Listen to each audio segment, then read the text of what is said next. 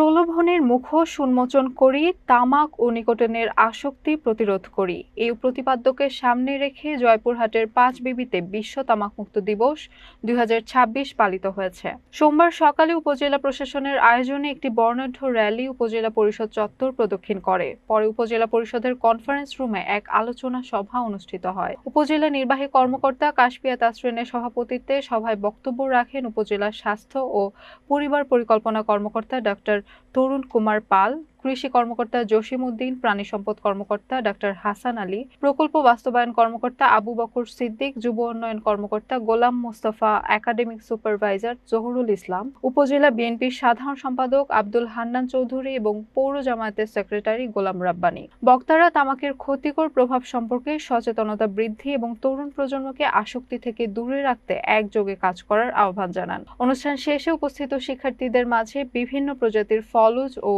বনজ গাছের চারা বিতরণ করা হয়। আসলে ঠিক না, কিন্তু এটা আসলে যেটা বলতে গেলে আমার মতে আইন কানুন এগুলা আইন কানুন ইমপ্লিমেন্ট দিয়ে এটা ঠিক করলে হবে না। আইন কানুন হচ্ছে আরো জটিল করতে হবে। কারণ সামান্য একটা কথা বলতে পেরে নিজেকে ধন্য মনে করছি। তামাকমুক্ত দিবস, এটি মূলত তামাক থেকে আমাদের এড়িয়ে আসার জন্য বলা হয়েছে। এই তামাকগুলো সাধারণত আমাদেরকে বিভিন্নভাবে অ্যাট্রাক্ট করছে এবং এগুলো থেকে যদি আমরা খুব সহজে বেরিয়ে আসতে পারি এবং সঙ্গগুলোকে ত্যাগ করতে পারি, তাহলে আশা করছি একটি সুন্দর বাংলাদেশ আমরা সকলের মধ্যে উপহার দিতে পারবো।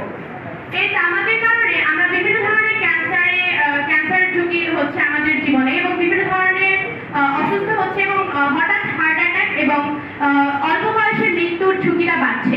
তাই আমার মনে হচ্ছে এই তামাকগুলো যদি আমরা একটা সাইডে রেখে এবং সুন্দর একটি পরিবেশ সকলের মধ্যে উপহার হিসেবে দিতে চাই, তাহলে অবশ্যই তামাক এবং অসৎ সঙ্গকে সকল পর্যায়ের জনসাধারণ এবং আমাদের শিক্ষার্থীদের মাঝে ছড়িয়ে দেয় যে আমাদের তামাকের যে কুফলটি রয়েছে এবং স্বাস্থ্য ঝুঁকি রয়েছে এই সম্পর্কে যেন আমরা একদিন হলেও আবারও নিজেদেরকে মনে করিয়ে দিই।